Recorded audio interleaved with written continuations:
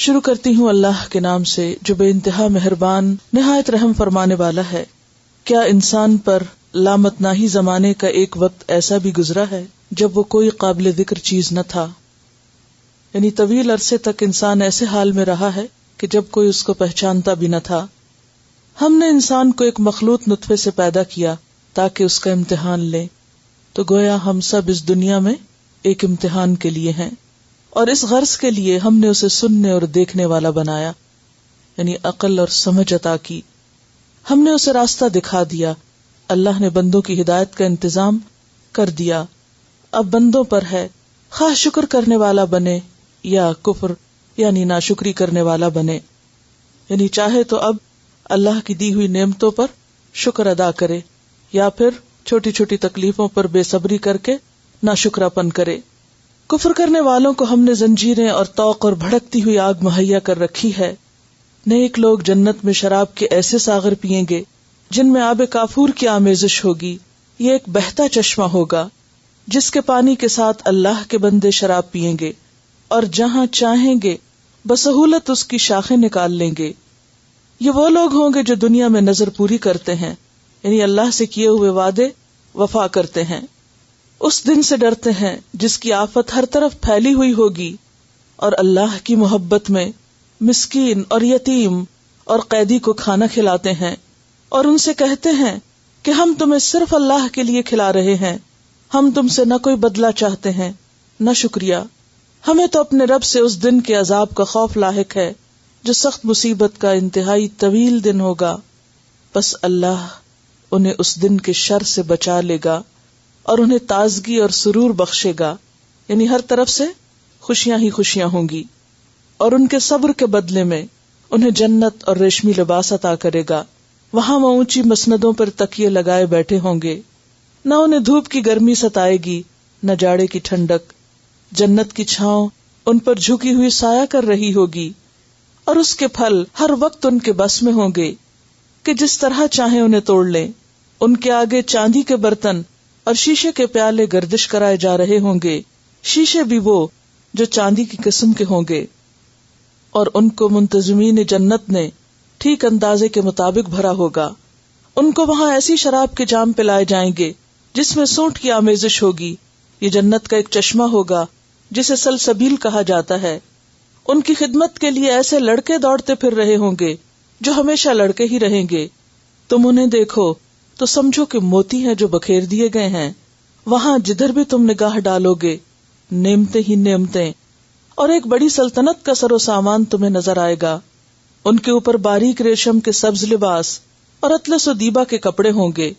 ان کو چاندی کے کنگن پہنائے جائیں گے، اور ان کا رب ان کو نہایت پاکیزہ شراب پلائے گا۔ یہ ہے تمہاری جزا، اور تمہاری کوشش قابل قدر ٹھہری۔ اے نبی صلی اللہ علیہ وسلم، ہم نے ہی تم پر یہ قرآن تھوڑا تھوڑا کر کے نازل کیا ہے، لہٰذا تم اپنے رب کے حکم پر صبر کرو، اور ان میں سے کسی بد عمل یا منکر حق کی بات نہ مانو۔ اپنے رب کا نام صبح و شام یاد کرو، رات کو بھی اس کے حضور سجدہ ریز ہو، اور رات کے طویل اوقات میں اس کی تسبیح کرتے رہو۔ یہ لوگ تو جلدی حاصل ہونے والی چیز دنیا سے محبت رکھتے ہیں، اور آگے جو بھاری دن آنے والا ہے اسے نظر انداز کر دیتے ہیں۔ ہم نے ہی ان کو پیدا کیا ہے اور ان کے جوڑ بند مضبوط کیے ہیں، اور ہم جب چاہیں ان کی شکلوں کو بدل کے رکھ دیں۔ یہ ایک نصیحت ہے، اب جس کا جی چاہے اپنے رب کی طرف جانے کا راستہ اختیار کر لے، اور تمہارے چاہنے سے کچھ نہیں ہوتا جب تک کہ اللہ نہ چاہے۔ یقیناً اللہ بڑا علیم و حکیم ہے، اپنی رحمت میں جس کو چاہتا ہے داخل کر لیتا ہے، اور ظالموں کے لیے اس نے دردناک عذاب تیار کر رکھا ہے۔ تو گویا دونوں راستے بالکل واضح ہیں، زندگی کا مقصد بھی بتا دیا گیا اور آنے والی مشکلات کا ذکر بھی کر دیا گیا۔ اب ان مشکلات میں یا تو انسان صبر اور برداشت کا راستہ اختیار کرے اور اپنے رویے کو اللہ کے حکم کے تابع رکھے، اور یا پھر بے صبری کر کے اللہ کو ناراض کر کے اس دنیا سے جائے، اور پھر قیامت کے دن بھی اللہ کی ناراضگی کا سامنا کرے۔ چوائس ہم پر ہے کہ ہم اپنے لیے کیا چاہتے ہیں۔ بات ہو رہی تھی صبر کی، اور اس میں ہم نے مختلف احادیث کا مطالعہ کیا، اور ہم نے یہ بھی طے کیا کہ انشاءاللہ ہم نبی صلی اللہ علیہ وسلم کی زندگی کے مختلف ادوار اور آپ کو پیش آنے والی مختلف طرح کی تکالیف کو اپنے سامنے رکھیں گے کہ ان پر آپ نے کس کس طرح صبر کیا، اور پھر یہ کہ صحابہ کرام کا صبر بھی کیسا تھا۔ اس سے پہلے کہ میں اپنی یہ گفتگو شروع کروں، میں آپ کے ساتھ پھر صبر کا معنی اور مفہوم دہرانا چاہتی ہوں۔ صبر کا لفظی معنی ہے بہادری کرنا، یعنی صبر وہی کر سکتا ہے جو بہادر ہو، جو مشکلات کو فیس کرنا جانتا ہو۔ صبر کیا ہے؟ اپنے آپ کو روک لینا، مصیبت کی شکایت نہ کرنا، تکلیف کی شکایت نہ کرنا، یہ بھی صبر ہوتا ہے۔ اور جذبات کی بجائے عقل سے کام لینا، جوش کی بجائے ہوش سے کام لینا، اور کسی پسندیدہ یا ناپسندیدہ چیز سے اللہ کی خاطر رک جانا، برداشت اور استقامت کا نام ہے۔ اور پھر صبر کب شروع ہوتا ہے؟ صدمے کے آغاز میں، الصبر عند الصدمۃ الاولی، اور صرف آغاز میں ہی نہیں بلکہ اس پر اس طرح برقرار رہنا کہ زندگی کے اختتام تک صبر کا دامن ہاتھ سے نہ چھوٹے۔ صبر صرف کسی وقتی طور پر کسی خاص موقع پر ہی اپنے آپ کو کنٹرول کرنے کا نام نہیں بلکہ کنٹرول کرتے رہنے کا نام ہے۔ تو بات یہ ہے کہ صبر کیا جاتا ہے مشکلات میں، ناپسندیدہ حالات میں، اپنی مرضی اور نفس کے خلاف چیزوں میں۔ مشکلات کتنی قسم کی ہوتی ہیں؟ مصیبت کس کو کہتے ہیں؟ حضرت عمر رضی اللہ تعالی عنہ نے مصیبت کی ایک تعریف کی ہے کہ مصیبت کیا ہے۔ عمر کہتے ہیں کل شیء یصیب المؤمن یکرہہ فہو مصیبۃ، کل شیء، ہر چیز، یصیب المؤمن، جو مومن کو پہنچتی ہے یا مومن کو پیش آتی ہے، یکرہہ، جسے وہ ناپسند کرتا ہے، جو اس کو اچھی نہیں لگتی، فہو مصیبۃ، وہ مصیبت ہوتی۔ کتنی جامع اور مختصر بات ہے۔ کل شیء، مصیبت کس چیز کا نام ہے؟ کل شیء، ہر وہ چیز جو مومن کو پیش آتی ہے، مومن کو پہنچتی ہے اور وہ اس کو اچھی نہیں لگتی، اس کو پسند نہیں آتی، وہی مصیبت ہوتی۔ تو پھر معیار کیا ٹھہرا؟ کوئی بھی چیز جو اچھی نہ لگے، جو ہماری مرضی کے خلاف ہو، جو ہم ناپسند کرتے ہوں، وہ مصیبت ہے۔ اور ہر ناپسندیدہ چیز، ہر ناخوشگوار، اچھی نہ لگنے والی چیز کے جواب میں اچھا رہنا، اچھا معاملہ کرنا اور نیگیٹو ری ایکشن، منفی رویے سے بچنا، اسی کا نام پھر صبر ہے۔ اب جب آپ اس دنیا میں ہیں تو یہ تو ہو نہیں سکتا کہ ہر چیز آپ کی مرضی کے مطابق ہو جائے۔ کیوں نہیں ہو سکتا؟ اس لیے کہ اس دنیا میں صرف آپ نہیں رہتے، آپ کے علاوہ بہت سی اور مخلوق ہے جس زمین پہ بستی۔ کبھی آپ باہر نکلے تو غور کریں، ایک ہی ایٹ اے گلانس، ایک نظر میں آپ کو بے شمار چیزیں زمین پر اپنے علاوہ دکھائی دیں گی۔ جیسے ہمارا حق ہے اس زمین پر، اسی طرح ان سب کا حق بھی ہے۔ اور اگر سب کو چھوڑ کر صرف انسانوں کو ہی لے لیں جن کے ساتھ ہمارا عام طور پر زیادہ واسطہ رہتا ہے، تو پھر انسان تو باقی چیزوں سے کچھ آگے بڑھ کر مزید اپنی مرضی کا مالک بھی ہے۔ باقی چیزیں جو زمین پر رہتی ہیں ان میں سے بہت کم کے پاس کچھ مرضی، جانوروں کے پاس بھی محدود مرضی، درختوں کے پاس تو نہ ہونے کے برابر مرضی، اسی طرح باقی پتھر، پانی، یہ سب چیزیں تو بے ضرر سی ہیں۔ لیکن ان چیزوں سے بھی انسان کو کسی نہ کسی طرح کوئی نہ کوئی مشکل پیش آتی رہتی ہے، مگر ان سب سے بڑھ کر مشکل کس سے پیش آتی ہے؟ انسان سے۔ کیوں؟ اس لیے کہ اس کے پاس چوائس ہے، آزادی ہے، مرضی ہے، اختیار ہے، اچھا کرنے کا، برا کرنے کا، اور ہر ایک اپنی مرضی کا مالک ہے۔ ہم اس کی مرضی کے مالک نہیں، ہم ان سب کو بدل نہیں سکتے، ہم ان کو اپنا غلام نہیں بنا سکتے، ہم ان کو اپنی مرضی کے تابع نہیں کر سکتے۔ تو جب تک لوگ اپنی مرضی کے مالک ہیں مشکلات رہیں گی، ناپسندیدہ چیزیں ہوتی رہیں گی. پھر حل کیا ہے؟ خود کو بدلنا، اپنا ذہن، اپنی سوچ، اپنے آپ میں تبدیلی. یہ بتائیے کہ سب کو بدلنا آسان ہے یا خود کو بدلنا؟ سب کو بدلنا آسان نہیں ہے، خود کو بدلنا آسان ہے. اگرچہ مشکل ہے مگر سب کو بدلنے کی نسبت سے یا ان کے مقابلے پر آسان ہے. تو صبر پھر کس چیز کا نام ہے؟ اپنے آپ کو بدل لینے کا. اور کس طرح بدل لینے کا؟ کہ ناگوار، ناخوشگوار، مرضی کے خلاف پیش آنے والی چیزوں کے مقابلے میں مجھے کیا کرنا ہے، کیسا رویہ، کیسا طریقہ، کیسا طرز عمل. یہ ایک آرٹ ہے، یہ ایک فن ہے، یہ ایک ہنر ہے. عام طور پر ہم زندگی گزارنے کے لیے بہت سے فن اور ہنر سیکھتے رہتے ہیں، لیکن جس ہنر سے ہم واقف نہیں ہوتے وہ خود کو سمجھنے اور خود کو بدلنے کا ہنر ہے. اور جو اپنے آپ کو سمجھ جاتا ہے اور اپنے آپ کو کنٹرول کر لیتا ہے، خود پر ضبط کر لیتا ہے، خود کو سمجھا لیتا ہے، سیلف مینجمنٹ جانتا ہے. بہت سی قسم کی مینجمنٹس ہوتی ہیں نا، لیکن جو سیلف مینجمنٹ جانتا ہے، خود کو سمجھتا ہے، وہی کامیاب ہوتا ہے. اور خود کو کس طرح ڈھالنا ہے؟ خود کو اپنی مرضی کے مطابق بھی نہیں ڈھالنا، خود کو ڈھالنا ہے اللہ کی مرضی کے مطابق. جب آپ حقیقی معنوں میں اللہ کے بندے ہو جائیں گے تو بہت سی مشکلات ختم ہو جائیں گی. جب آپ اپنی مرضی کو اللہ کی مرضی، اپنی رضا کو اللہ کی رضا کے تابع کر دیں گے تو کیا ہوگا؟ معاملہ آسان ہو جائے گا. اور ایسے ہی لوگ کامیاب لوگ ہوتے ہیں.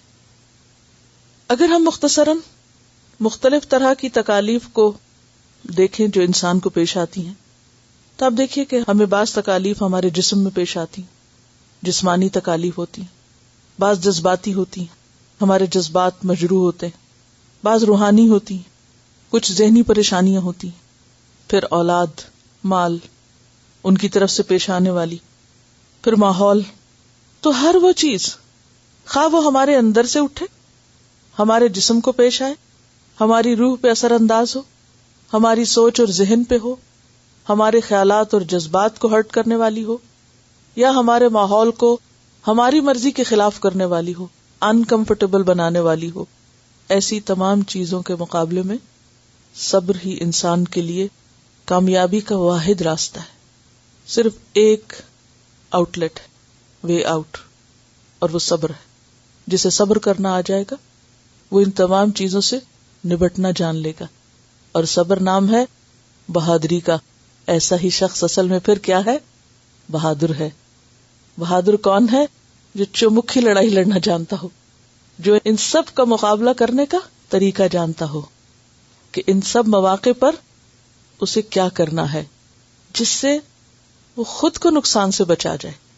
کیونکہ ہمارا ہر ناگوار ریئیکشن، ہر نیگیٹو ریئیکشن کسی دوسرے سے زیادہ خود ہمیں تکلیف دینے والا ہوتا ہے، خود ہمیں ضرر پہنچانے والا ہوتا ہے. کسی کی بات پر اگر ہم چیختے چلاتے تو امیج کس کا خراب ہوتا ہے؟ اپنا خراب ہوتا ہے. کسی مصیبت میں اگر ہم رونا دھونا اور چیخنا چلانا شروع کر دیتے ہیں تو نقصان کس کا ہے؟ ضرر تو خود کو پہنچتا ہے. لہذا صبر کرنا خود پر ظلم اور زیادتی کرنا نہیں ہے. صبر کرنا خود پر رحم کرنا ہے، خود کو فائدہ پہنچانا ہے. لہذا اپنے فائدے کے لیے، اپنے رب کی خاطر صبر کرنا ہی حل ہے، کوئی دوسرا حل نہیں.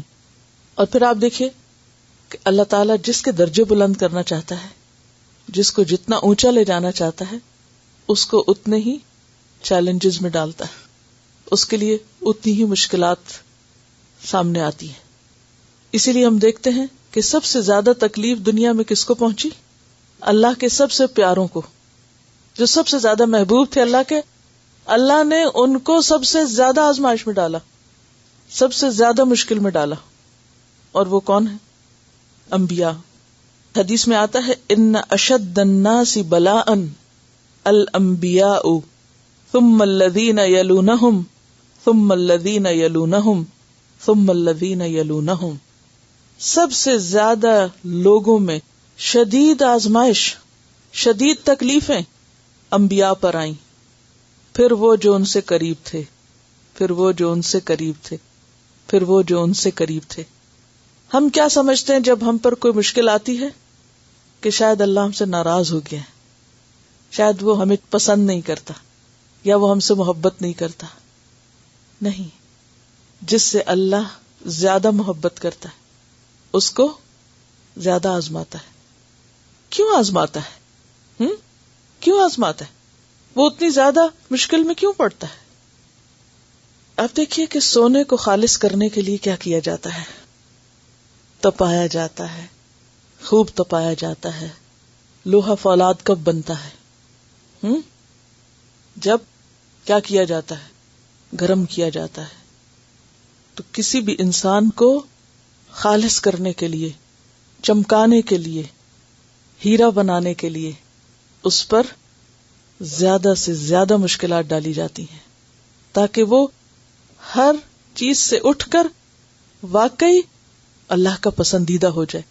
موسیٰ علیہ السلام کو اللہ تعالیٰ نے بہت سی آزمائشوں سے گزارا، اور پھر کیا کہا؟ وَاصْطَنَعْتُكَ لِنَفْسِي، تجھے میں نے اپنے کام کا بنا لیا، میں نے تجھے گھڑ لیا ہے. ہر طرف سے آزما کر، خوب خوب ہلا کر، چھان پٹک کر اپنا بنا لیا ہے. اللہ جس کو اپنا بنانا چاہتا ہے، جس سے کوئی کام لینا چاہتا ہے، اسے واقعی مشکل میں ڈالتا ہے، تاکہ ان مشکلات میں پڑھ کر وہ مضبوط ہو جائے. ٹھوک بجا کے دیکھتا ہے کہ واقعی وہ اس کے پیار کے قابل ہے اور اس کی جنت کے اعلیٰ درجات کے قابل ہے. جنت بزدلوں کے لیے نہیں ہے، جنت بیکار لوگوں کے لیے نہیں ہے، جنت مشکلات سے گزرنے والوں کے لیے ہے. جنت کا راستہ مکارہ، ناپسندیدہ چیزوں سے ڈھانپ دیا گیا ہے، مشکلات سے پر ہے، کانٹوں سے بھرا ہوا ہے. وہ راستہ آنا ہو جس کو آئے اس راستے پر. جو جنت کا طلبگار ہے اسے اس سے گزرنا ہی پڑے گا. جنت میں جانے کے لیے پل صراط تو پار کرنا ہی پڑے گا، اس سے تو کوئی بھی بچ کے نہیں جا سکتا. ام حسبتم ان تدخلوا الجنہ، کیا تم سمجھتے ہو کہ تم یوں ہی جنت میں داخل ہو جاؤ گے، مزے سے بیٹھے بٹھائے جنت مل جائے گی؟ وَلَمَّا يَأْتِكُمْ، اور نہیں آئی تمہارے پاس، مَثَلُ الَّذِينَ خَلَوْا مِن قَبْلِكُمْ، مثال ان لوگوں کی جو تم سے پہلے گزرے. کیا تھا پہلوں کو؟ مَسَّتْهُمُ الْبَأْسَاءُ وَالضَّرَّاءُ، انہیں مصیبتیں اور تکلیفیں پہنچی. وَزُلْزِلُوا، وہ ہلا مارے گئے. حَتَّى يَقُولَ الرَّسُولُ وَالَّذِينَ آمَنُوا مَعَهُ مَتَىٰ نَصْرُ اللَّهِ، اتنی شدید تکلیفیں آئیں کہ رسول اور ان کے ساتھی پکار اٹھے، یا اللہ تیری مدد کب آئے گی؟ تو اللہ جس سے محبت کرتا ہے اس کو آزماتا ہے، اسے مشکل میں ڈالتا ہے، اور جو اس مشکل میں کامیاب ہو جاتا ہے، اس مشکل کو پار کر جاتا ہے، امتحان پاس کر لیتا ہے، یقیناً اس کے درجے بلند ہوتے ہیں. اور ویسے بھی ایک اور روایت میں آتا ہے، بے شک اللہ تعالی جب کسی بندے کے ساتھ بھلائی کا ارادہ کرتا ہے، اس کے لیے اچھا چاہتا ہے، اس کے لیے اس کے گناہ کی سزا جلد دے دیتا ہے. دنیا میں فوراً پکڑ ہو جاتی ہے اس کی، دنیا میں ہی کوئی نہ کوئی تکلیف آ جاتی ہے. اور جب اللہ کسی بندے کے ساتھ شر کا ارادہ کرتا ہے، اس کا گناہ اس کے لیے روک دیتا ہے، یعنی سزا، یہاں تک کہ اس کی سزا اس کو قیامت کے دن دے گا. تو مومن کو تو کوئی کانٹا بھی چبھتا ہے اور تکلیف بھی آتی ہے تو اس کے لیے اس پر بھی اجر لکھا جاتا ہے. لہذا مشکلات پہ واویلا کرنے کی بجائے، رونے دھونے کی بجائے، شکوے شکایتیں کرنے کی بجائے، اور اپنے آپ کو پریشان رکھنے کی بجائے، ان کو بہتر طور پر حل کرنا چاہیے اور ان میں بہتر رویہ اختیار کرنا چاہیے. اور یہ نہیں ہو سکتا مگر اللہ کی مدد کے ساتھ، اور جو اس کے لیے ارادہ کرے. حدیث میں آتا ہے، من یتصبر یصبرہ اللہ، جو صبر کرنا چاہے گا اللہ اس کو صبر دے دے گا، اللہ دے دے گا اس کو جو چاہے گا. تو جو ارادہ کر لے گا اللہ اس کو تھام لے گا. تو ضرورت کس بات کی ہے پھر؟ نیت کی، ارادے کی، کہ اللہ میں تیرے فیصلوں پہ راضی ہوں، کوئی شکوہ نہیں، کوئی ناراضگی نہیں، کسی قسم کا کوئی منفی رویہ نہیں. تیرا ہر فیصلہ میرے حق میں کیا ہے؟ خیر کا فیصلہ ہے، بھلائی کا فیصلہ ہے. تو اپنے بندوں پہ ظلم کرتا ہی نہیں، تیرے کسی فیصلے میں ظلم نہیں. تو نے جس حال میں مجھے رکھا، یہ کہنے کی بجائے کہ میں ہی رہ گئی تھی اس مصیبت کے لیے، کیا سوچنا چاہیے؟ یا اللہ تو نے مجھے اس کے لیے چنا. کیونکہ اللہ کسی پر اس کی وسعت سے بڑھ کر بوجھ نہیں ڈالتا کہ اللہ تو نے مجھے اس کام کے لیے چنا، مجھ پر یہ مشکل ڈالی. تو آپ دیکھیے کہ صرف سوچ کے بدلنے سے سارا پرسپیکٹو بدل جائے گا. صرف سوچ بدلنے کی ضرورت ہے. یہ کہنے کے بجائے کہ مجھے کو کیوں چنا تو نے، اگر یہ کہا جائے کہ اللہ نے اس کے لیے میرا انتخاب کیا، اس کے لیے مجھے چنا. اللہ تعالیٰ کو مجھ میں کوئی چیز نظر آئی ہوگی کہ اس نے سوچا اچھا میں اپنے اس بندے کو اس چیز کے ذریعے آزما لوں. یا اللہ اگر تو نے میرے لیے یہ فیصلہ کر دیا تو اب میں نے اس کو قبول کر لیا، اب تو ہی مجھے حوصلہ اور توفیق دینے والا ہے کہ میں اس کو صحیح طور پر تیری مرضی کے مطابق اس امتحان کو پاس کر سکوں. کیونکہ اب نجات اسی میں ہے. ناراض ہونے میں تو نجات نہیں، شکوے کرنے میں تو نجات نہیں. لہذا جو شخص کسی بھی ڈیفیکلٹی کو ایکسپٹ کر لیتا ہے یہ سوچ کر کہ یہ اللہ کا فیصلہ ہے میرے لیے، اللہ تعالیٰ اس کے لیے اس کو آسان کر دیتا ہے. جسمانی تکلیفوں کو آپ دیکھیں، مثلا جسم میں ہمیں کیا کیا تکلیفیں آتی. جسمانی طور پر کیا ہوتا ہے؟ سب سے بڑی چیز جیسے بیماری یا کوئی چوٹ لگ جانا، کوئی ایکسیڈنٹ ہو جانا، تھکاوٹ جسمانی طور پر، سردی لگ جانا، گرمی لگ جانا، پیاس لگنا، بھوک لگنا، یہ سب چیزیں کیا ہیں؟ لکھ لیجئے. جسمانی طور پر کیا کیا تکلیفیں پیش آتی، ان کی لسٹیں بناتے جائیے بے شک اپنے پاس. کیونکہ ہم اس کے بعد یہ چیک کریں گے کہ اس موقع پر میں کرتی کیا ہوں. جب مجھے تھکاوٹ ہوتی ہے تو میں کیا کرتی ہوں، مجھے بھوک لگتی ہے تو میں کیا کرتی ہوں، مجھے سردی لگتی ہے تو میرا رویہ کیا ہوتا ہے، گرمی لگتی ہے تو میں کیا بولتی ہوں، بیمار ہوتی ہوں تو کیا کرتی ہوں. جسمانی تکلیفوں پر میرا رویہ کیا ہے؟ کیونکہ ہر وہ چیز جو مومن کو اچھی نہیں لگتی، جو اس کی مرضی کے خلاف ہوتی ہے، وہ مصیبت ہوتی ہے. اور ہر مصیبت پر اچھا رویہ اختیار کرنا یہی صبر ہوتا ہے. تو آپ میں سے ہر ایک اپنے آپ کو کہاں کہاں چیک کرے گا. جسمانی تکلیفوں میں بیماری، بھوک، موسم کا اثر، تھکاوٹ، ٹھیک ہے. اس کے بعد آپ دیکھیے کچھ تکلیفیں ہمارے جذبات کو ہرٹ کرتی، یعنی ہمارے لیے جذباتی صدمے ہوتے ہیں.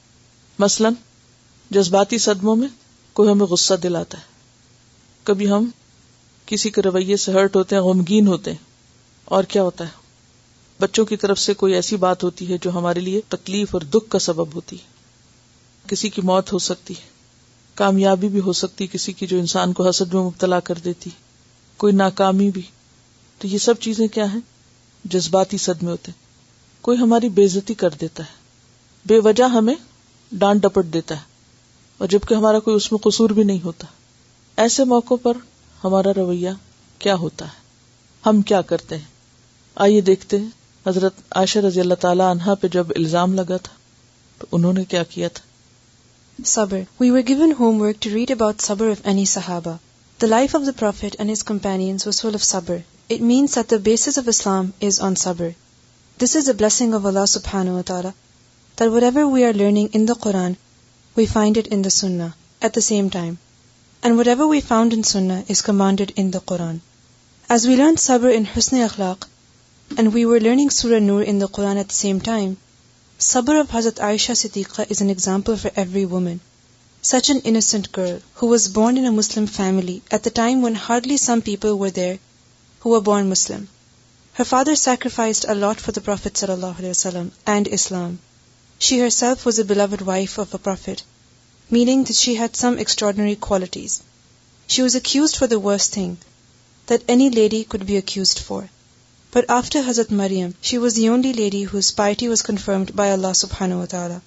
When she came to know that how people are talking about her, she didn't make a fuss and said, I will do sabr jameel. Didn't utter a single word against the people who spread the false rumor and she silently waited for the solution from Allah subhanahu wa ta'ala. Her sabr was replied as it is said, Inna Allaha ma'as sabirin.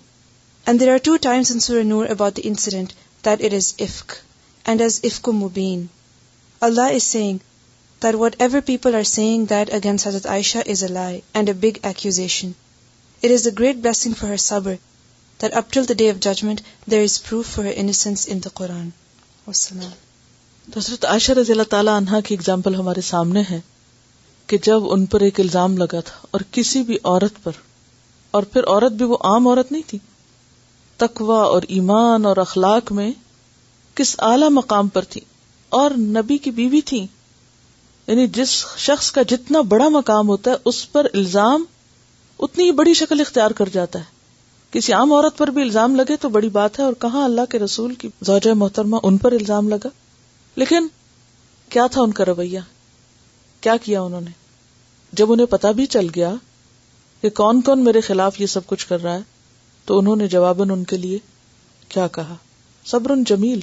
جب والدین کی طرف سے بھی تعاون نہیں ملا تو صبر جمیل. انہوں نے جوابی الزام تراشی شروع نہیں کی، ایسا رویہ اختیار نہیں کیا. لیکن صبر کا پھل میٹھا ہوتا ہے، تو نتیجہ کیا نکلا کہ ان کی برات اللہ نے اتاری، جو قیامت تک قرآن مجید میں پڑھی جا رہی ہے، کہ جس کا امتحان بڑا ہوتا ہے پھر اس کا صلہ اور درجہ اور انعام بھی بڑا ہوتا ہے. جتنا مشکل امتحان اتنا بڑا ریوارڈ.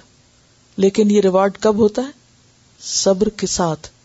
بعض اوقات ہم سوچتے ہیں کہ ہم پر اتنی مشکل آئی، ہمیں کیا ملا؟ ہم یہ نہیں سوچتے کہ ہم نے صبر بھی تو نہیں کیا، کیونکہ انعام صبر کے ساتھ ہے. اور صبر کرنا یقیناً مشکل ہے لیکن ناممکن نہیں. پھر اسی طرح مختلف لوگوں کی وفات، جو ہمارے عزیز، قریب، محبوب لوگ ہوتے ہیں، ان کی وفات، ان کا دنیا سے چلے جانا، یہ ہمارے لیے ایسا دردناک اور تکلیف دہ امر ہوتا ہے کہ بعض اوقات اس کو انسان چاہنے کے باوجود بھی بھلا نہیں سکتا. یعنی انسانوں کو کھو دینے کا غم شدید ترین غم ہوتا ہے، جو انسان کے رویے پر بھی اثر انداز ہوتا ہے. اس میں ہم دیکھتے ہیں کہ مختلف مواقع پر لوگوں کا طرز عمل کیا رہا. مثلاً آپ صلی اللہ علیہ وسلم کے بیٹے ابراہیم کی جب وفات ہوئی تو آپ کا طرز عمل کیا تھا؟ آپ کی آنکھوں سے آنسو آ رہے تھے اور آپ کہہ رہے تھے واللہ یا ابراہیم انا بک لمحزونون، اے ابراہیم ہمارا دل تمہاری وجہ سے بہت غمگین ہے. تدمع العین، آنکھ آنسو بہاتی ہے. ویحزن القلب، دل غمگین ہے. ولا نقول الا ما یرضی ربنا، اور ہم کوئی بات ایسی نہیں کریں گے جو ہمارے رب کو ناراض کرے. ہم صرف وہ کہیں گے جس سے ہمارا رب راضی ہو.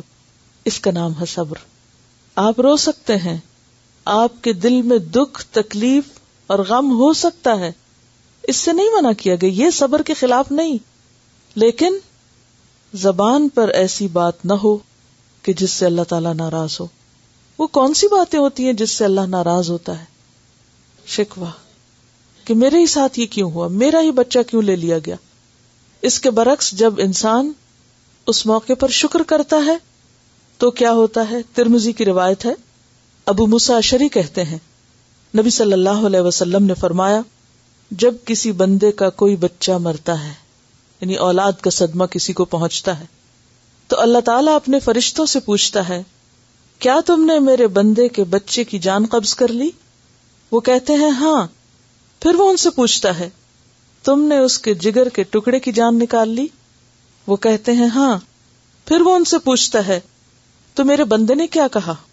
کیا اللہ تعالیٰ کو نہیں پتا؟ اللہ کو پتا ہے، لیکن اللہ تعالیٰ ایسے بندے کا ذکر اپنے فرشتوں میں کرتے ہیں اور اس کے بارے میں اپنے فرشتوں سے بات کرتے ہیں. وہ کہتے ہیں اس مصیبت میں اس نے تیری حمد کی اور انا للہ و انا الیہ راجعون پڑھا. تو اللہ تعالیٰ فرماتا ہے میرے اس بندے کے لیے جنت میں ایک گھر تعمیر کرو اور اس کا نام بیت الحمد رکھو، شکر کا گھر.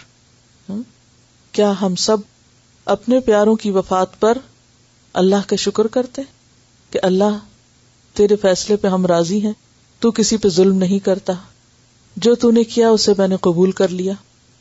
ہم میں سے کتنے ایسے کہ اللہ اس حال پہ بھی راضی ہیں، تیرا شکر ہے. اصل مشکل یہ ہے کہ ہم بہت سے کام اللہ کی خاطر تو کرتے نہیں. غم ہو یا خوشی ہو، ہمیں اللہ سے زیادہ فکر کس کی رہتی ہے؟ لوگوں کی فکر رہتی ہے کہ لوگ کہیں گے اس کو تو دکھ ہی نہیں ہوا، اور بعض اوقات صرف دکھاوے کے لیے ہم روتے. یہ بھی کیسی غلامی ہے کہ انسان اپنا سب کچھ انسانوں کے ہاتھ میں دے دے اور صرف وہ کرے جو وہ چاہتے ہیں اور وہ چھوڑ دے جو اس کا رب اس سے چاہتا ہے. لیکن صحابیات میں ہمیں ایسی مثالیں ملتی ہیں کہ جب ان کے بچے فوت ہوتے تھے تو وہ کیا کرتی تھی. حضرت ام سلیم جو ہے، ان کے جب بیٹے فوت ہوئے تھے اور شوہر کہیں باہر تھے تو انہوں نے کیا کیا، جب وہ واپس آئے باپ نے آ کے بچے کا حال پوچھا تو کیا کہنے لگی؟ پہلے سے بہتر حال میں ہے. یعنی آتے ہی شوہر کو پریشان نہیں کیا. ہم میں سے کتنے لوگ ہیں جو یہ سوچیں کہ مرنے والا پہلے سے بہتر حال میں ہے جو وہ دنیا میں دکھ تکلیف اٹھا رہا تھا. اگر ہم واقعی کسی جانے والے کے خیر خواہ ہوں تو اس وقت کچھ اور کریں. اس وقت اس سے زیادہ تو ہم خود غرضی کا مظاہرہ کر رہے ہوتے ہیں جو حال دہائی پکار رہے ہوتے ہیں. وہ تو شاید پہلے سے اچھے حال میں ہو اور ہم بے صبری کر رہے ہوتے ہیں اور اللہ کو ناراض کر رہے ہوتے ہیں. نبی صلی اللہ علیہ وسلم نے فرمایا، جو شخص گریبان پھاڑتا ہے، گالوں پہ تمانچے مارتا ہے، جاہلیت کی طرح چیختا چلاتا اور بین کرتا ہے، وہ میری امت میں سے نہیں. یعنی اگر کسی کی وفات کے موقع پر انسان صبر نہیں کرتا اور چیخنا چلانا، منہ پہ مارنا اور ایسے کام کرنا کہ جو اللہ کو ناراض کرے، تو آپ نے اس سے برات کا اظہار کیا ہے. حضرت جعفر جب شہید ہوئے، ان کی شہادت کی خبر ان کے گھر پہنچی تو عورتیں چیخنے چلانے لگیں. آپ نے کہلا بھیجا ایسا نہ کیا جائے. وہ باز نہ آئیں، دوبارہ منع کیا، پھر نہ مانی. آپ نے حکم دیا ان کے منہ میں خاک بھر دو. اتنے شدید لفظ آپ نے استعمال کیے. بخاری کی روایت ہے. یعنی کس قدر ناپسندیدہ قرار دیا آپ نے اس عمل کو کہ انسان اس موقع پر چیخنے چلانے سے کام لے. آپ سوچئے کہ کسی کے بارے میں اللہ کے رسول صلی اللہ علیہ وسلم فرمائے کہ اس کے منہ میں مٹی ڈالو، اس کا منہ خاک سے بھر دو، تو اس شخص کا کیا مقام ہوگا.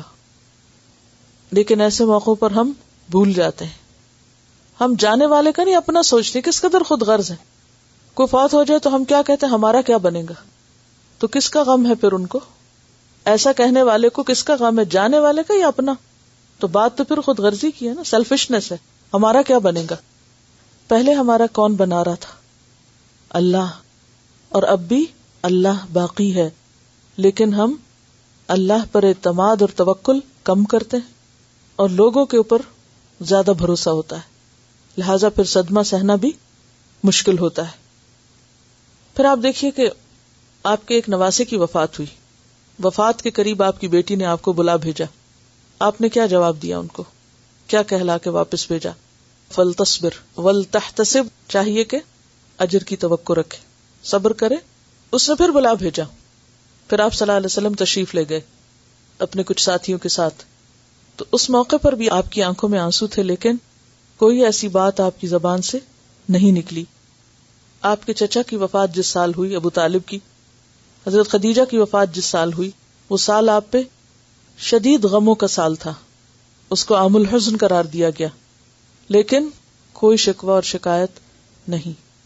یہ وہی سال ہے جب طائف کا واقعہ پیش آیا، لیکن آپ نے صبر کیا. جب جبریل علیہ السلام نے آپ سے آ کر کہا کہ اگر آپ اجازت دیں تو میں ان لوگوں کو 2 پہاڑوں کے درمیان پیس ڈالوں، آپ کے ساتھ برا کرنے والوں کا، لیکن آپ نے کیا جواب دیا؟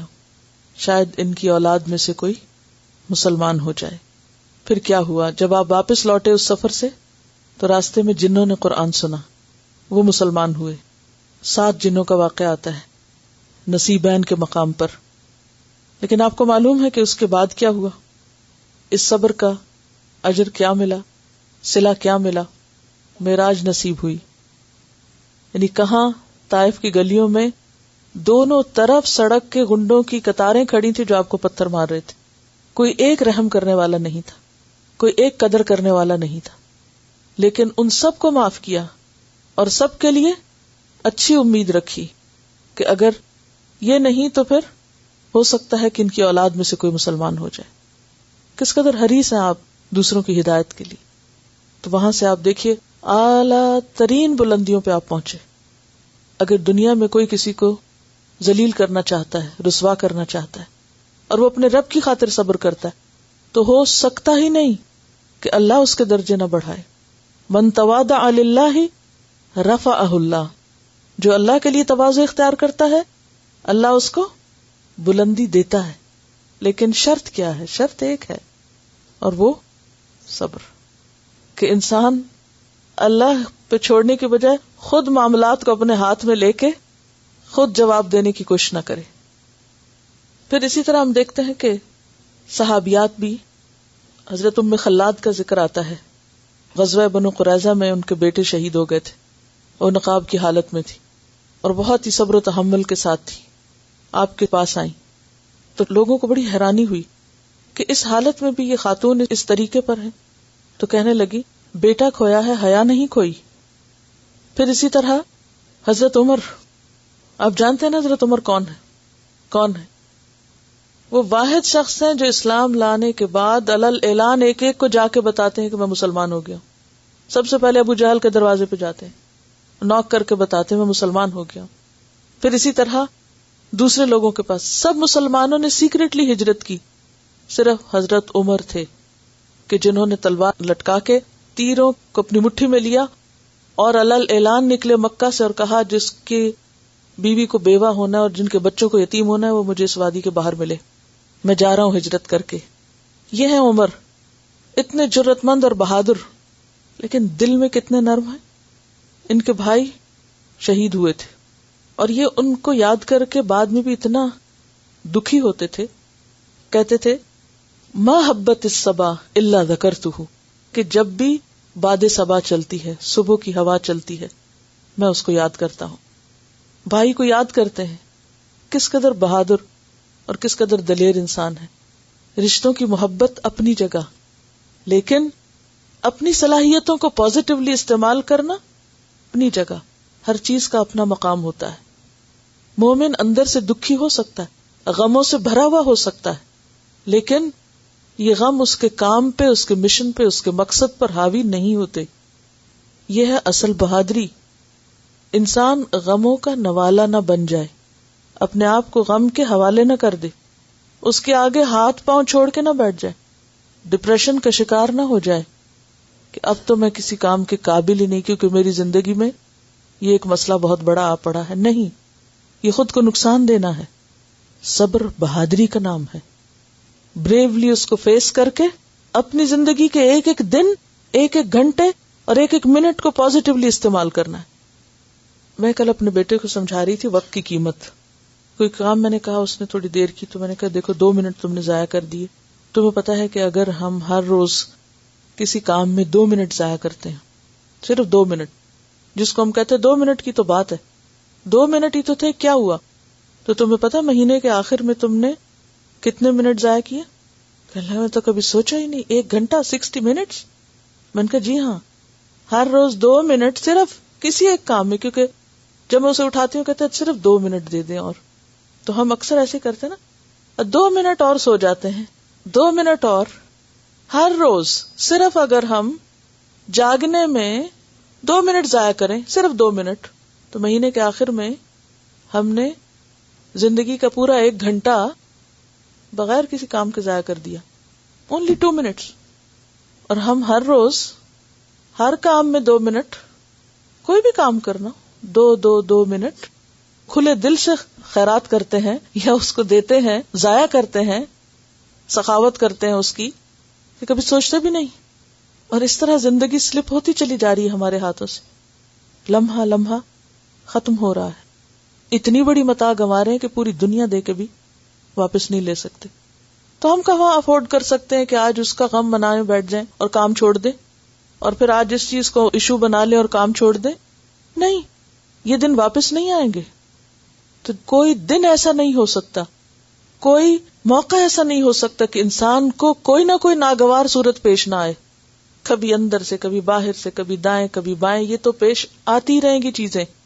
پھر کرنا کیا ہے؟ جو کرنا ہے وہ کرتے جانا ہے. اسی کا نام صبر ہے. صبر صرف روک لینے کی حد تک ہی نہیں، بلکہ ان چیزوں کو کنٹرول کر کے جو ہمیں تکلیف دیتی ہیں، ناگوار ہے، ناپسندیدہ ہے، اوور کم کر کے ان پر، ان سارے بیریئرز کو کراس کر کے جو کرنا ہے وہ کرتے جانا ہے. اس گاڑی کو چلاتے جانا ہے چاہے روڈ کیسی بھی ہو. اس کا نام صبر ہوتا ہے. صبر صرف بستر پہ لگ جانے کا نام نہیں کہ میں رو نہیں رہی، بس اب میں لیٹ کے صبر کر رہی ہوں کچھ نہ کر کے بیکار. یہ صبر نہیں ہوتا. بیکار ہونے کا نام صبر نہیں. غم کو اپنے اوپر طاری کر لینے کا نام صبر نہیں. تو صبر صرف چپ ہونا نہیں ہے.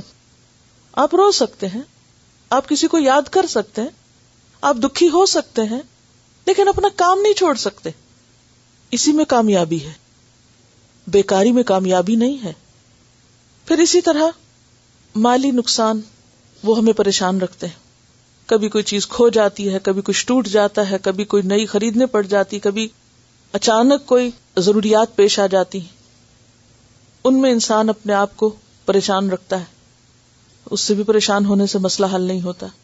پھر اسی طرح ماحول کی پریشانیاں. ماحول میں کیا ہوتا ہے؟ کبھی سردی ہے، کبھی گرمی، کبھی شور ہے، کبھی ہنگامہ ہے، کبھی کوئی اچانک آ جاتا ہے، کبھی کسی کا ٹیلی فون آ جاتا ہے. وہ ساری چیزیں جن سے آپ بچنا چاہتے ہیں، جو آپ کے کام میں، آپ کی مرضی میں، آپ کے آرام میں خلل ڈالتی ہیں، تو پھر کیا ہوتا ہے؟ پھر کہتے ہیں اب تو موڈ ہی نہیں رہا کام کا، میں تو بہت کچھ کرنے کا ارادہ رکھتی تھی لیکن بس فلاں نے یہ خلل ڈال کے تو میرا موڈ خراب. ہم اتنے شیشے کے کیوں بنے ہوئے ہیں کہ ہر بات پہ ہمارا موڈ خراب ہو جاتا ہے اور پھر ہم اپنے آپ سے بھی ہار جاتے ہیں اور کچھ بھی کرنے کے قابل نہیں رہتے. تو موڈ کو خود پہ طاری کرنا یہ بھی بے صبرا پن ہے، ہاتھ پاؤں چھوڑ کے بیٹھ جانا. یعنی جب تک زندگی بامقصد نہیں ہوگی اس وقت تک آپ ان سب ناگوار چیزوں کو ہٹا کر راستہ نہیں بنا سکیں گے. تو زندگی میں مثبت رول ادا کرنے کے لیے اور لانگ ٹرم اور شارٹ ٹرم، چھوٹے اور بڑے گولز کا سامنے ہونا بہت ضروری ہے، جن کو آپ اچیو کرتے جائیں اور اس راستے میں آنے والی مشکلات کو ہٹاتے جائیں. اس کے بغیر آپ صبر بھی کس لیے کریں گے؟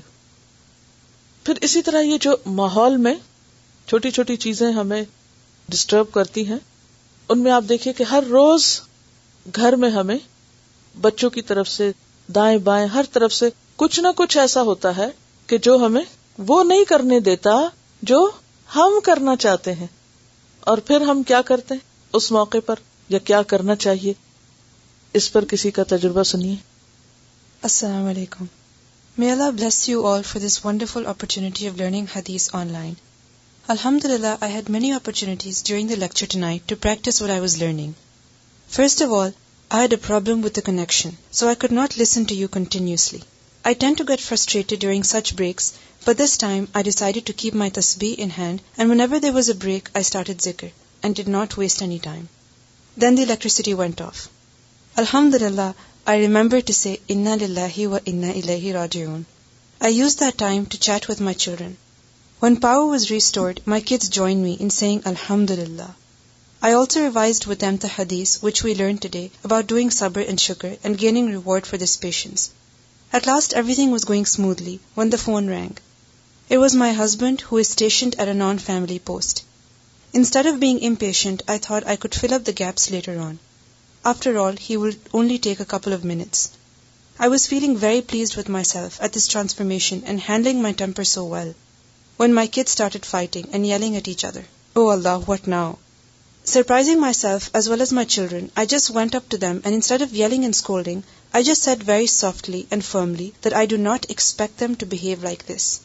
And guess what? It penetrated better than would have a long lecture from me. So they kept quiet and let me finish whatever was left of the lesson. The last test came when I was typing this mail, and just as I had reached at the end, the electricity went off again. But you see that the effect of the lesson is very much with me, because I have not blamed the WAPTA or the third world countries and their lack of progress, but have used the same time in typing up again. So before it happens again, I better keep it till here and share my other stories with you some other time. Lots of love and duas. Last week جب class ہو رہی تھی تو یہ ساری کہانی اس دوران پیش آئی.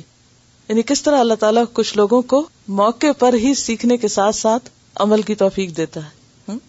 اور یہی وہ وقت ہوتا ہے کہ جب انسان صبر کرتا ہے. بات یہ ہے کہ جب تک عمل نہیں کریں گے بات نہیں بنے گی. تو اب سوال یہ ہے کہ وہ کیا طریقے سیکھے آپ نے کہ جو آپ کو صبر کرنے میں مددگار ہو سکتے ہیں. مختلف سچویشنز میں کیا کریں گے آپ؟ سب سے پہلے تو زندگی کا کوئی مقصد. جب کوئی ایسی سچویشن پیش آئے تو بجائے اس کے کہ ہم نیگیٹولی ریاکشن کریں، ہم مثبت طریقے سے اس کو ہینڈل کریں. بہت سا صبر کم بات کرنے میں ہے. بعض اوقات ایسا ہوتا ہے کہ کوئی فون کرتا ہے اور بغیر کچھ سنے صرف بولنا شروع کر دیتا ہے اور سننے کا موڈ بھی نہیں ہوتا. بولتے جاتے اور میں صرف سنتی جاتی ہوں اور پھر فون رکھ دیتی ہوں. تو کیا ہوا؟ میری بولنے کی انرجی بچ گئی. سننا نہیں چاہا تو نہ صحیح. بہت سی چیزوں کو صرف ایکسپٹ کر لینا جو ہے وہ چیزوں کو آسان کر دیتا ہے. کسی نے لکھا کہ اگر کوئی شخص دنیا کی ہر مشکل پر صبر کر کے کبھی کسی مشکل پر شکوہ نہ کرے مگر اپنی زندگی اپنی مرضی سے گزارے اور اللہ کے احکامات کی پابندی نہ کرے تو اس کے لیے کیا اجر ہے جبکہ پوری زندگی صبر کرتے گزری ہو. بات یہ ہے کہ کسی بھی نیک عمل کے لیے دو شرطیں ہیں. ایک تو یہ کہ وہ نیت اس کی اچھی ہو، یعنی اللہ کی رضا مقصود ہو اس میں، اور دوسری بات یہ ہے کہ وہ اس طریقے پر ہو جو آپ صلی اللہ علیہ وسلم نے ہمیں دیا ہے. آپ صلی اللہ علیہ وسلم نے اپنی ذاتی زندگی میں تو بہت سے مواقع پر صبر کیا، بیماری کے موقع پر، عزیز و اقارب کی وفات کے موقع پر، اور اسی طرح مختلف جذباتی روحانی صدموں پر. لیکن سب سے بڑے صبر کی مثال جو اللہ کا پیغام پہنچانے کے لیے آپ کی مخالفت ہوئی اور آپ کے ساتھ شدید قسم کا معاملہ کیا گیا، اس پر صبر ہے. دیکھیے، جب انسان کے کچھ ذاتی نفع نقصان ہوتے ہیں نا، ان میں انسان اپنے مفاد کے لیے پھر بھی صبر کر لیتا ہے، لیکن جو چیز ذات سے متعلق نہ ہو اس میں صبر کرنا اصل صبر ہے. نبی صلی اللہ علیہ وسلم کے صبر کی مثال اعلیٰ ترین مثال ہے، کیونکہ آپ نے اللہ کے راستے میں صبر کیا. آپ کو کیسی کیسی تکلیفیں پیش آئیں، چند ایک کا ذکر مختصراً. جب نبی صلی اللہ علیہ وسلم نے لوگوں کو کھلم کھلا اللہ کی طرف بلانا شروع کیا، آپ کو معلوم ہے نا کہ پہلے 3 سال خاموش تبلیغ تھی، خاموش تبلیغ تھی، اور اس کے بعد 4تھے سال سے کیسی تبلیغ شروع ہوئی؟ جب یہ حکم ہوا کہ فَاصْدَعْ بِمَا تُؤْمَرُ، علل اعلان کہو، بلند آواز سے کہو، سب کو بتاؤ جو حکم مل رہا ہے. اب ظاہر ہے کہ اوپنلی جب آپ نے تبلیغ شروع کی تو مخالفت بھی شدید ترین ہوئی، اور اس میں ہر طرح کی تکلیف کا سامنا آپ کو کرنا پڑا. ابتدا میں ہی آپ پر قاتلانہ حملہ ہوا. آپ صلی اللہ علیہ وسلم نے خانہ کعبہ میں قریش کو دعوت دی، یعنی فَاصْدَعْ بِمَا تُؤْمَرُ پہ عمل کرنے کے لیے علل اعلان جب قریش کو آپ نے دعوت اسلام دی تو وہ غضبناک ہو کر آپ پر ٹوٹ پڑے.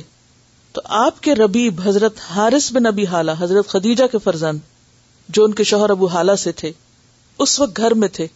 کسی نے آ کر خبر دی کہ دشمن محمد صلی اللہ علیہ وسلم کو مار ڈالیں گے. حارث بے تاب ہو کر اٹھ کر دوڑے اور کفار کے نرغے سے حضور صلی اللہ علیہ وسلم کو نکالا، لیکن مشرکین نے انہیں پکڑ لیا اور تلواریں مار کے شہید کر دیا. تو حضرت خدیجہ کا کیا حال ہوا ہوگا کہ جن کے جوان بیٹے، یعنی حضرت خدیجہ نے صرف اپنا مال خرچ نہیں کیا بلکہ اس مشن کے راستے میں اپنا بیٹا بھی قربان کیا. گلے میں پھندا. حضور صلی اللہ علیہ وسلم ایک دن صحن کعبہ میں نماز پڑھ رہے تھے. عقبہ بن ابی معیط پیچھے سے آیا اور اپنی چادر کو رسی کی طرح لپیٹ کر آپ کے گلے مبارک میں پھندا ڈال دیا اور اس پھندے کو مروڑنے لگا. آپ کو سخت تکلیف ہوئی، آنکھیں ابل آئیں. اتنے میں حضرت ابوبکر صدیق پہنچ گئے. انہوں نے عقبہ کو پیچھے ہٹایا اور مخاطب ہو کے فرمایا، کیا تم صرف اس لیے ایک شخص کو قتل کرتے ہو کہ وہ کہتا ہے کہ میرا رب اللہ ہے، حالانکہ وہ تمہارے رب کی طرف سے واضح نشانیاں لے کر آیا ہے؟ اس پر لوگوں نے آپ کو تو چھوڑ دیا لیکن ابوبکر کے پیچھے پڑ گئے. ان کو اتنا مارا کہ بے ہوش کر دیا. یعنی ابوبکر صدیق رضی اللہ تعالیٰ عنہ نے حضور کو چھڑاتے چھڑاتے اتنی مار کھائی کہ خود بے ہوش ہو گئے. پیٹھ پر اوجھ. ایک اور موقع پر عقبہ بن ابی معیط اونٹ کا ایک اوج یعنی اوجڑی جس کو ہم کہتے ہیں اٹھا لایا جو خون اور گوبر سے بھرا ہوا تھا. اور اونٹ کا اوج آپ کو معلوم ہے کتنی بڑی ہوتی ہے, کتنی ہیوی ہوتی ہے اور کس قدر گندگی سے بھری ہوئی. آپ سجدے میں تھے. نجس اور وزنی بوجھ سے یعنی ناپاک اور گندی اور بھاری چیز سے آپ کو بہت زیادہ تکلیف ہوئی, لیکن آپ سکون سے سجدے میں پڑے رہے. حضرت فاطمہ کو کسی نے خبر دی, وہ ابھی بچی تھیں, دوڑی آئیں اور پرنم آنکھوں سے آپ سے وہ بوجھ ہٹایا. آپ نے ان کو صبر کی تلقین کی کہ بیٹی صبر کرو, اللہ ہمارے ساتھ ہے. لیکن جس نے یہ سب کیا اس کے ساتھ کوئی برا سلوک جواباً نہیں کیا. اسی طرح آپ کے گھر میں پتھر اور گندگی پھینکی جاتی اور ان میں آپ کے ہمسائے ابو لہب اور اس کی بیوی پیش پیش تھے. دروازے کے باہر کانٹے بچھائے جاتے, لکڑیاں اور ایسی چیزیں بکھیری جاتی کہ جس سے آپ کا نکلنا دوبر ہو جائے.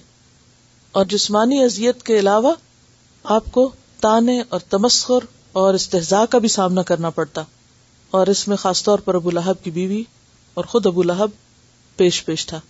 خانہ کعبہ میں داخل نہیں ہونے دیتے تھے. اب آپ دیکھیں کہ آپ کسی مسجد میں جا رہے ہیں اور آپ کو کوئی دھکا دے کے پیچھے کر دے. خانہ کعبہ کے کلید بردار عثمان بن طلحہ جو ایمان نہیں لائے تھے, ابھی آپ خانہ کعبہ میں جانا چاہتے تھے تو انہوں نے راستہ روک لیا, کہا اندر نہیں جانے دوں گا کیونکہ تم ہمارے معبودوں کے دشمن ہو.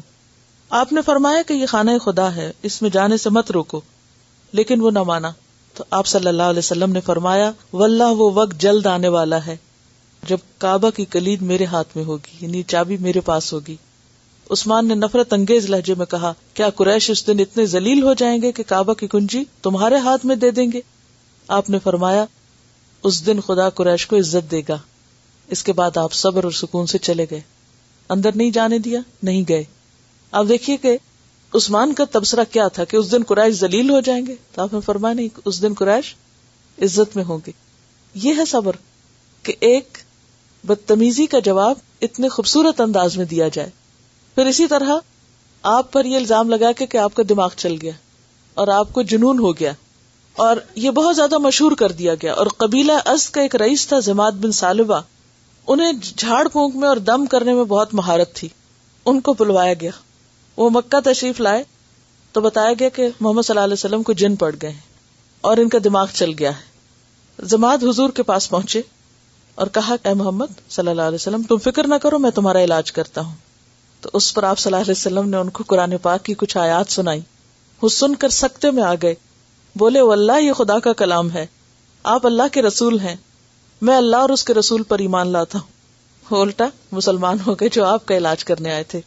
پھر اسی طرح آپ کے گھر پر حملہ کیا گیا, اور ایک مرتبہ بہت سے شریر اکٹھے ہو کر آپ کے دروازے پہ گئے, دستک دی, آپ باہر تشریف لائے تو بہت شرمناک قسم کی گالیاں دی گئی, ہاتھ بھی اٹھایا گیا.